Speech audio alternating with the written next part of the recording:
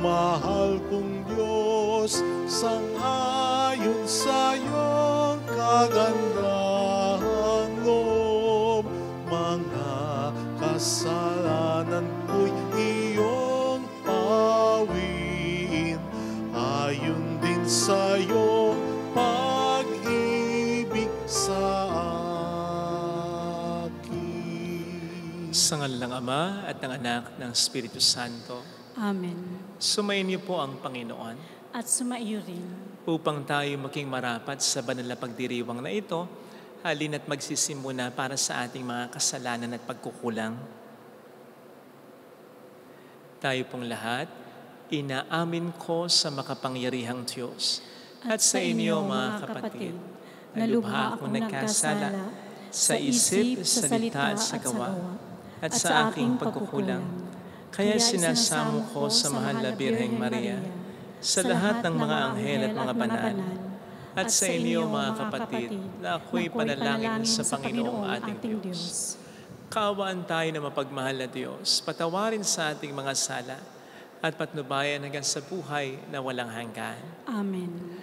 Panginoon, kaawaan mo kami. Panginoon, kaawaan mo kami. Kristo, kaawaan mo kami. Kristo, kaawaan mo kami. Panginoon, kaawaan mo kami. Panginoon, kaawaan mo kami. Iyuko natin ang ating ulo. Ibulong sa Panginoon ang ating intensyon. Pagdasal natin ng mga OFW. Manalangin tayo. Ama naming makapangyarihan, itaguyod mo ang aming kalooban, pakundangan sa iyong pagmamahal sapagkat hindi ka namin mabibigyang kasiyahan kapag kami ay hindi mo kinakatigan. Sa pamamagitan ni Jesucristo kasama ng Espiritu Santo magpasa walang hanggan. Amen.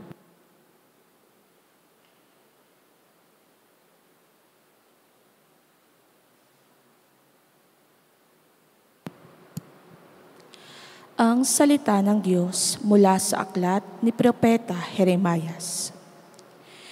Ipinabatid sa akin ng Panginoon ang masamang balak laban sa akin ng mga kaaway ko. Ako'y parang maamong tupang dinadala sa patayan at hindi ko nalalamang may masamang balak pala sila sa akin. Wika nila, putulin natin ang puno habang malusog. Patayin natin siya nang wala nang makaalaala pa sa kanya. At dumalangin si Jeremias, Panginoon, ikaw ay hukom na makatarungan. Nababatid mo ang isipan at damdamin ng bawat tao. Ikaw ang maghiganti sa mga taong ito. Ipinauubaya ko po sa iyo ang aking gawain. Ang salita ng Diyos. Salamat sa Diyos. Panginoon, aking Diyos, pag-asa ko sa iyo'y lubos. Panginoon, aking Diyos, pag-asa ko sa iyo'y lubos. Panginoon, aking Diyos, sa iyo ko natagpuan, yaong aking minimithi at hangad na kaligtasan. Iligtas mo sana ako sa pag-usig ng kaaway. Tinutugis nila ako, hindi sila naglulubay. Kapag ako ay inabot, sila'y leyon ang katulad. Tatangayin nila ako, sa malayo itatakas. At kung ito ang mangyari, pihong walang maliligtas. Dudurugin nila ako, luluraying walang habag. Panginoon, aking Diyos, pag-asa ko sa iyo'y lubos. Humatol ka sa panig ko, yamang ako'y di masama. Pigilan ang di matuwid sa kanilang mga gawa. Yaon namang mabubuti ay bigyan ng gantimpala. Yamang ikaw, Panginoon, ay ang Diyos na dakila, at sa iyo ay dilingid ang laman ng puso't diwa. Panginoon, aking Diyos, pag-asa ko sa iyo'y lubos. Ikaw rin po, Panginoon, ang sa akin nag-iingat. Ang lahat ng masunurin sa iyo ay naililigtas. Ikaw ang Diyos na matuwid, isang hukom na matapat. Laging handang magparusa sa sino mang gaway linsad. Panginoon, aking Diyos, pag-asa ko sa iyo'y lubos.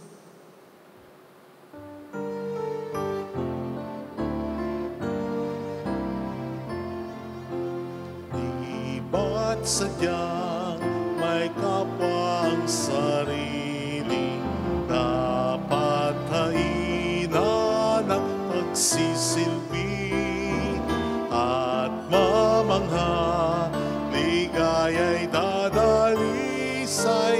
pag sa kapwa-buhay mo ay naalay.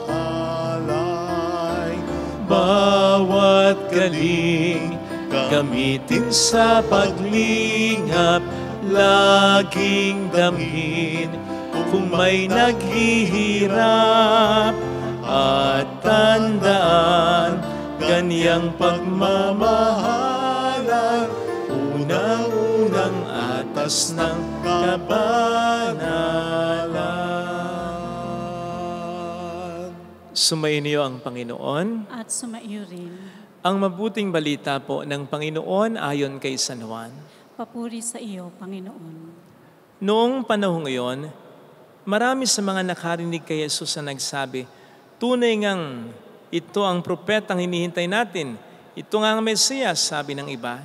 Ngunit sumagot naman ang iba pa, maaari bang magmula sa Galilea ang Mesiyas? Hindi ba sinabi ng kasulatan na magmumula ang Mesiyas sa lipi ni David at sa Bethlehem na bahay ni David ipanganganak? Magkakaiba ang palagay ng mga tao tungkol sa kanya. Ibig ng ilan na dakpin siya, ngunit wala namang mga has sumuli sa kanya. Ang mga kawal na bantay sa templo ay nagbalik sa mga punong saserdote at sa mga pariseo. Bakit hindi niyo siya dinala rito?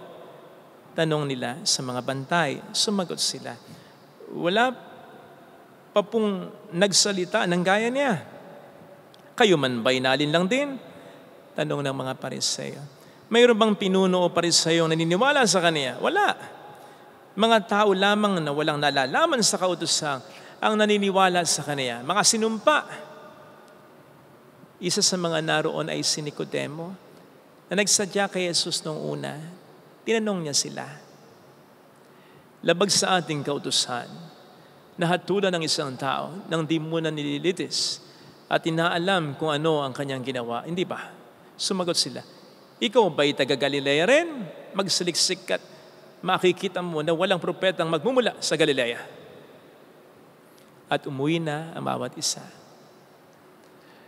Mga kapatid, ang mabuting balita ng Panginoon. Pinupuri ka namin, Panginoong Hesukristo. Welcome sa Our Lady of Lasal at Quasay Parish, kung saan ayos lang umiyak at samahan tayo ng mahal na ina sa pag-iyak at sa pagdarasal upang maging maayos ang lahat. Siguro po aayon kayo sa sabihin ko na isa sa pinakamahirap na gawin ay ang magdasal tayo sa gitna ng matinding pagsubok o problema. Halimbawa, yung sadsad na yung negosyo mo, natanggal ka na sa inaasahan mong trabaho, malala na ang karamdaman mo o ng mahal mo, sira na ang buhay mo o ng pamilya mo. Mahirap magdasal sa mga ganitong sitwasyon o pagkakataon.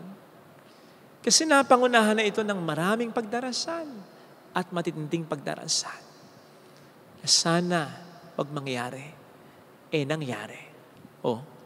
Paano tayo magdadasal pag ganyan? Kung parang hindi pinakikinggan ng Diyos ang marami na nating mga matitinding dasal. Besides, problems like this will surely give us distress. Siguradong iiyak tayo, masasaktan tayo, malilito tayo, magtatanong tayo, magrereklamo tayo, mainis tayo, magagalit tayo, making it more difficult for us to pray. Parang mas madali na lang yung magmukmok, magalit, magtanong, bakit ganito, bakit ganon? Magtampo, kesa magdasal sa Panginoon. Tama? Guess what? Naiintindihan ng Panginoon yan. Kaya nga po sa Bible, wini-welcome niya ang mga panalangin ng lamentation o panaghoy.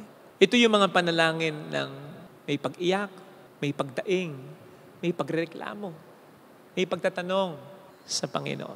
Because of their hopeless or seemingly hopeless situation. Sinabi ko pong seemingly hopeless situation sapagkat meron pa namang pag-asa. Dangan nga lamang hindi nila ganong makita habang pinagdaraanan nila yung mga sumulat ng Lamentations, kasi sa Salmo natin may mga Book of Lamentations o may mga panalangin ng panaghoy.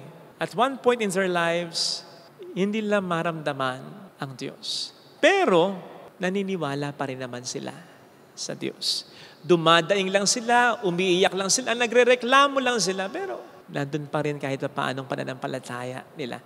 Katulad po ng panaghoy ni Jeremias sa ating unang pagbasa, na kung napansin po ninyo sa yung unang parte, parang nawawalan na siya ng pag-asa. Sabi niya, ako'y parang maamong tupang dinadala sa patayan at hindi ko nalalamang may masamang balak pala sila sa akin. Seemingly hopeless situation. Pero, sa second part, pansinin po ninyo, Panginoon, ikaw ay hukom ng makatarungan. Ikaw ang maghiganti sa mga taong ito. Ipinaubaya ko na po sa iyo ang aking gagawin.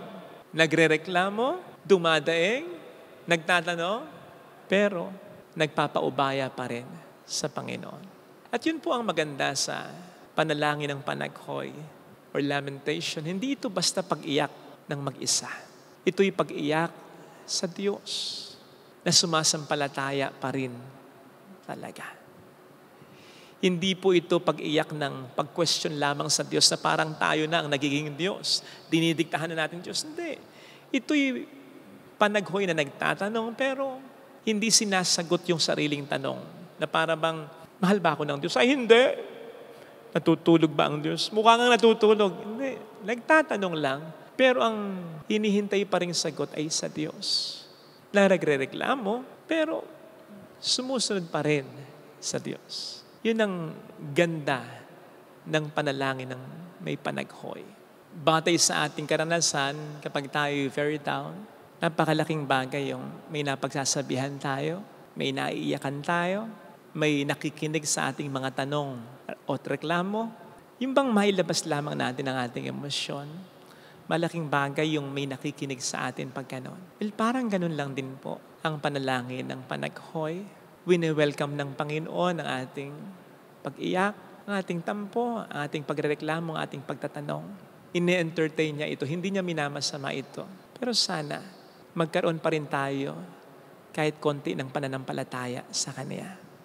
Sana habang umiiyak, nagtatampo, nagtatanong tayo sa Kanya, pinairal pa rin natin yung pananampalataya nating natatabunan lang ng lungkot natin, ng takot natin, ng inis natin, ng galit natin.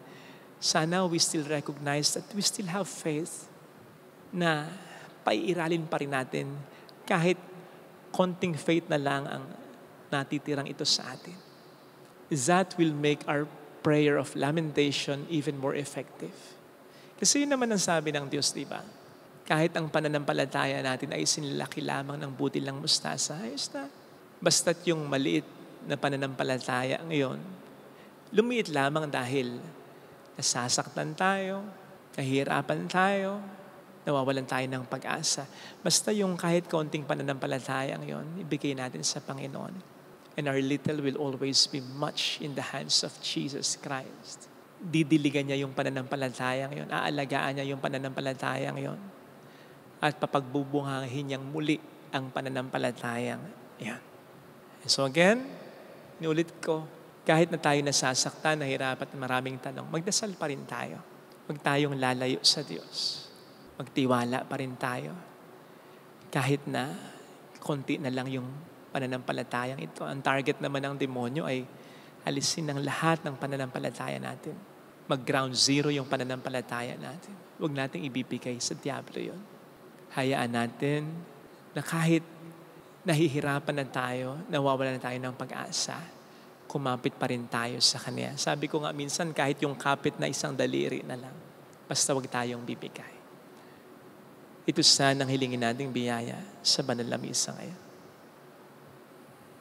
Lagay natin ang ating kanang kamay sa tapat ng ating puso.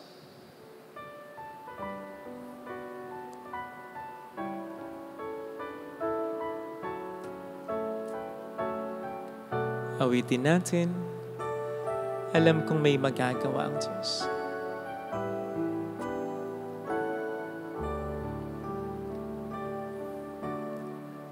Alam kong may magagawa ang Diyos. Alam kong may magagawa ang Diyos. Alam kong may Walang imposible sa Kanya. ang Diyos. Kung ako'y magtatapat, Kung ako'y magtatapat sa Kanya'y maglilingkod, sa Kanya'y Alam kong may magagawa ang Diyos. May magagawa ang Diyos. Alam kong diringgin ng Diyos ang samo ko, Alam kong di sapagkat mahal niya ako. ng Diyos ang samo ko. Alam kong diringgin ng Diyos ang samo ko, Alam kong di sapagkat alam niya ang pinagdaraan. Diyos ang samo ko. Kung ako'y magtatapat, Kung ako'y magtatapat, sa Kaniya'y maglilingkod, sa Kanya'y maglilingkod. alam kong diringgin ng Diyos ang samo ko. Pikit natin ang ating mga mata. Ang samo ko. Panginoon, pasensya na. Hindi sa mga pagkakataong umiiyak ako sa iyo, dumadaing ako sa iyo, nagrereklamo ako sa iyo. Hindi ko masyadong hinihingi ngayon ng kapatawaran yun sapagkat alam ko naiintindihan mo ako. Ang hinihingi ko ng kapatawaran ay yung kahit kaunti na lang yung pananampalataya ko na alam kong grasya pa rin mula sa iyo. Binibigay ko pa rin yon sa demonyo. Tinutuloy ko yung galit ko, tinutuloy ko yung reklamo ko, tinutuloy ko yung pagtatampo ko sa iyo na hindi ko dapat gawin. Pinapangako ko mula ngayon, ano man ang maranasan ko, hindi ako lalayo sa iyo. Mayroong magandang mangyayari sa iyo. Hindi ka parurusahan ng Diyos sa pagtatanong mo, sa pagrereklamo mo. Kahit magalit ka pa, basta kang lalayo sa Kanya. Sapagkat yung hinihintay mong sagot, sasagutin naman in His way, in His time. Huwag ka lang mawawala ng pananampalataya sa Kanya. Huwag kang padadala sa emosyon mo. Wala kang pinakakampi, kundi ang Panginoon, hindi ang sarili mo. Ang pinakakampi mo ay si Kristo. Tandaan mo yun, panghawakan mo yun, paniwalaan mo yun. Papuri sa Ama at sa Anak sa Espiritu Santo. Kapara ng sa unang-una, ngayon, magpakailanman at magpasawalang hanggan. Amen. Pag-aalay.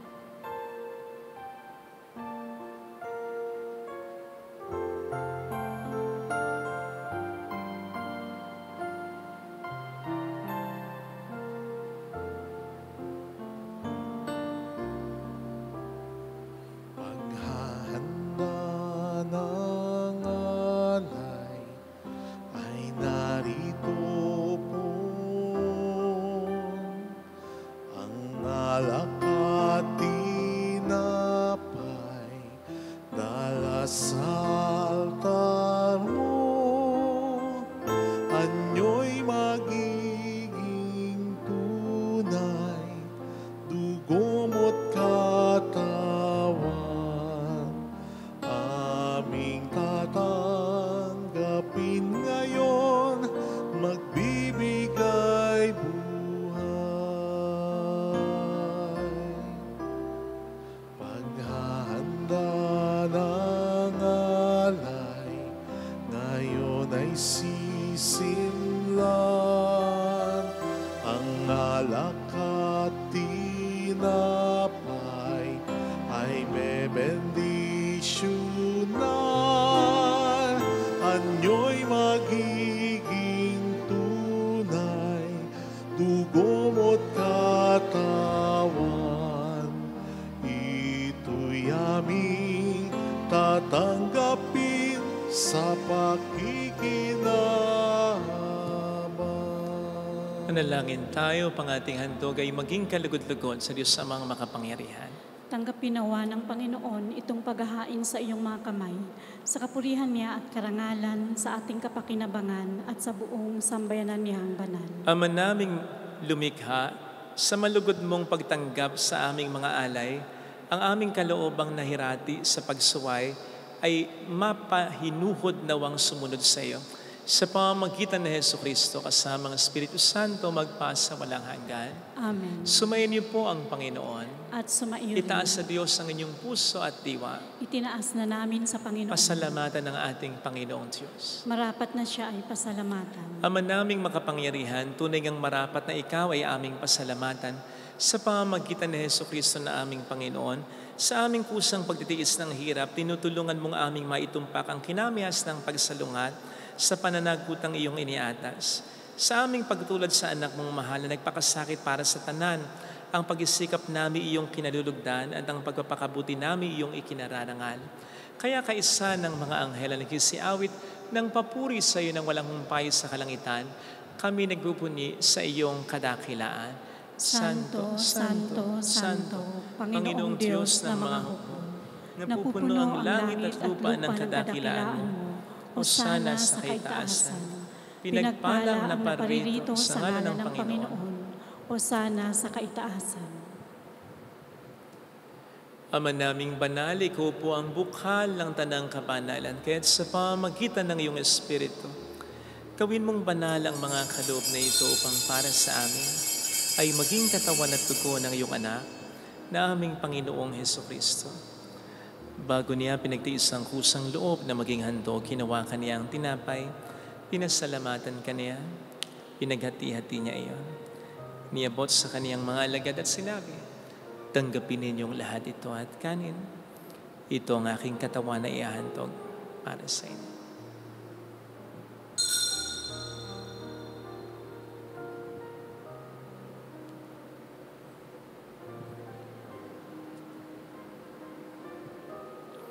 Gayun din naman ang matapos ang hapunan na nawakan niya ang kalis. Uli kaniyang pinasalamatan, iniabot niya ang kalis sa kaniyang mga alagad at sinabi, tanggapin ninyong lahat ito at inumin. Ito ang kalis ng aking dugo ng bago't walang hanggang tipan. Ang aking dugo na ibubuhos para sa inyo at para sa lahat sa ikapagpapatawad ng mga kasalanan. Gawin niyo ito sa pag-alala sa akin.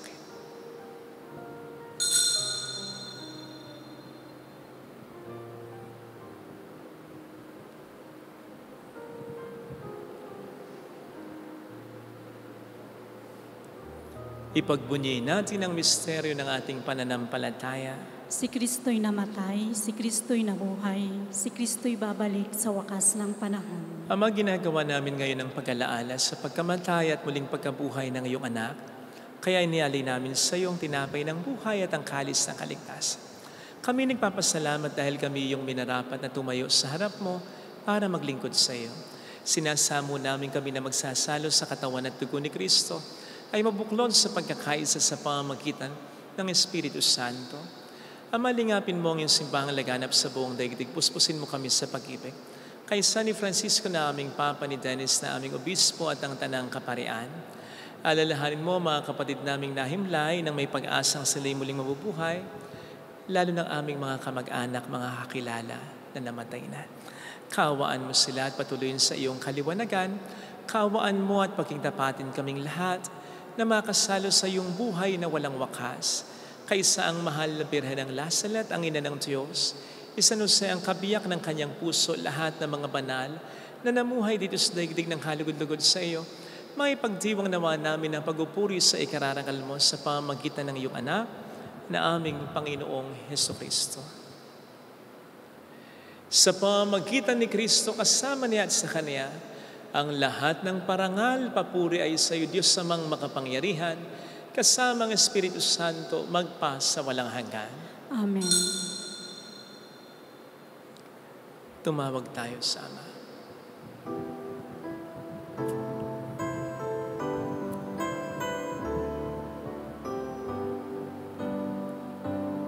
Ama namin, sumasalangit ka, sambahin ang ngalan mo, mapasa amin ang kaharian mo, sundin ang loob mo dito sa lupa para nang sa langit.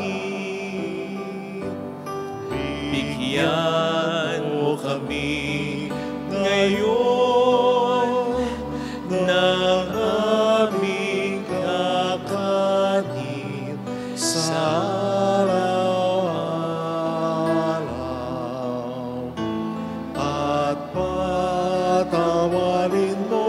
amin sa aming mga sala, para ng pagpapatawad namin sa nagkakasala sa amin, at huwag mo kaming ipaintulot sa tukso, at ihadya mo kami sa lahat ng masama.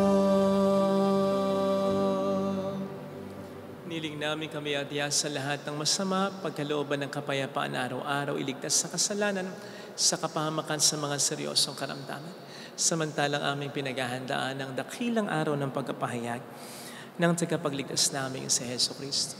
Sapagkat iyo ang kaharian, ang kapangyarihan at ang kapurihan magpakailanman. Amen. Panginoong Heso Kristo, sinabi mo noon, sinasabi mo rin sa amin ngayon, kapayapaan ang iniiwan ko sa inyo, ang aking kapayapaan ang binibigay ko. Tunghayin mong aming pananampalataya, huwag ang aming pagkakasala.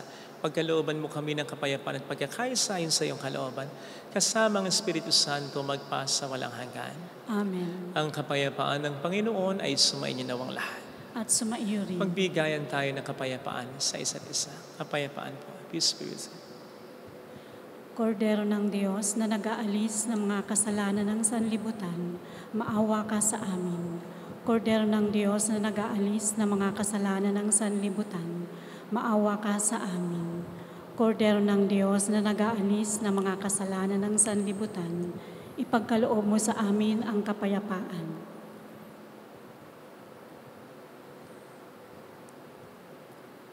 Narito sa harap natin ng Panginoon ang ating buhay at kaligtasan.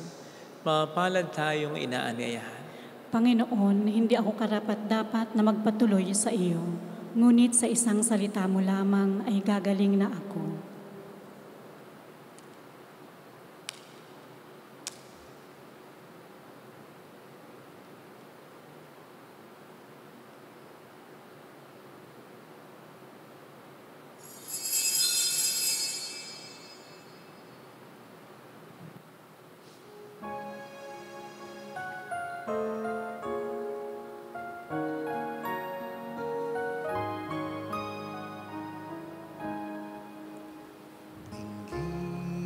Panalangin para sa espiritual na pakikinabang. Panginoong Hesus, ako ay naniniwala na ikaw ay nasa kabanal-banalang sakramento.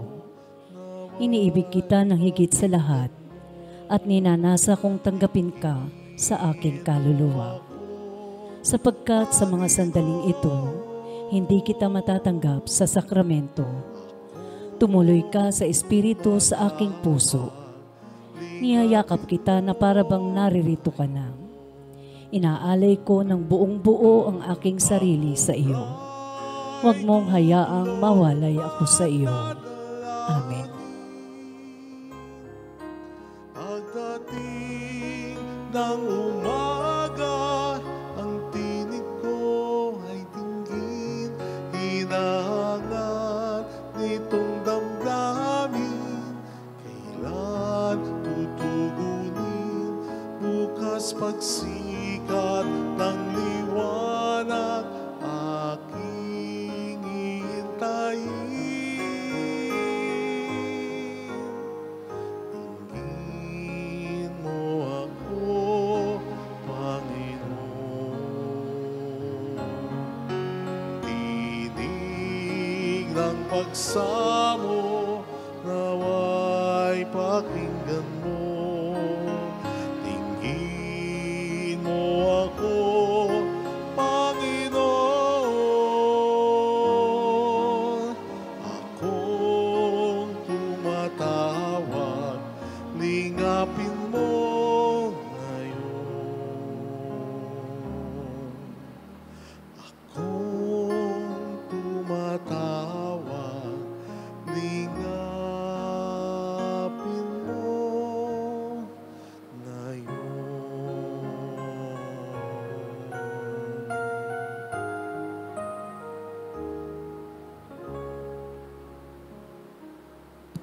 Manalangin tayo. Ama naming mapagmahal, kami naway gawing dalisay ng banal na pakikinabang na nagpapagindapat na kami kalugdan mo sa pamamagitan ni Jesucristo kasama ng Espiritu Santo magpasa walang hanggan. Amen. Holy God, Holy Mighty One, Holy Immortal One. Have mercy on us and on the whole world. Holy God, Holy Mighty One, Holy Immortal One. Have mercy on us and on the whole world. Holy God, Holy Mighty One, Holy Immortal One. Have mercy on us and on the whole world. Jesus, King of Mercy, We trust in you. alalahanin, Alalahanin, o mahal na Birhen ng Lasalet, ina ng pag-asa. Ikaw ang nagpapaalala sa aming magbalik loob sa Ama. Ito ang nagpapatunay na ang kagandahang loob mo'y nanatiling usila. Sa pag-aaruga mo sa amin, tungkulin mo'y tinupad. Sa paanan ni Kristo'y tinuring mo kaming mga tunay mong anak. Kaya ninais mo ni Isay huwag mapahamak. Maging sa iyong walang tigil na pananalangin, pati luha ay pumatak. Huwag nawang mawala ng saysay ang iyong paghihirap. Iling nawa namin sa iyo, aming inang liyag, na matapos ang pakikibaka namin sa mundong ito, at sa pananatili naming tapat kay Kristo, sa kapurihan mo'y makibahagi kaming ganap, upang kung nasaan ka ngayon ay maparoon din kaming lahat, at ang kaganapan ng kalawalatian ng Diyos Ama ay tuduyang matupad. Mahal na Birhen ng Lasalet, tagapagkasundo ng mga makasalanan. Ipanalangin mong walang patid kaming mga dumudulog sa iyo. Maraming salamat po sa inyong pakikiisa at sa lagi inyong pagtulong na nagiging dahilan para maayos natin, maipanatili natin ang kalinisan at kaayusan ng ating pinatayong simbahan at makatulong din po tayo sa iba. Marami pong salamat sa inyo. Panginoon na pong bahala sa inyo. Sumainyo ang Panginoon At sumaiyo rin. Palain kayo kasama ang ating pamilya na mapagmahal na Diyos, ng Ama at ng Anak at ng Espiritu Santo. Amen. Umayo tayo sa kapayapaan ni Kristo. Salamat sa Diyos. Salamat din po.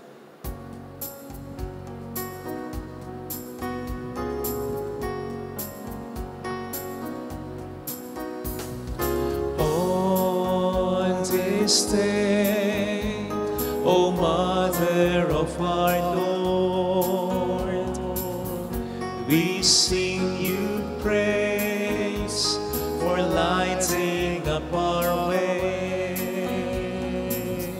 Your tears did soften up the hearts of men, and they still do today. May our love for you bring comfort in your pain.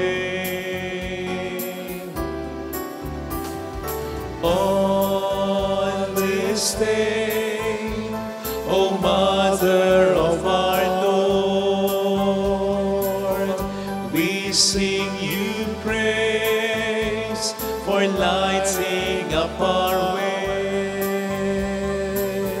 Your tears did soften up the hearts of men, and they still do today. May our love for you bring comfort in your pain.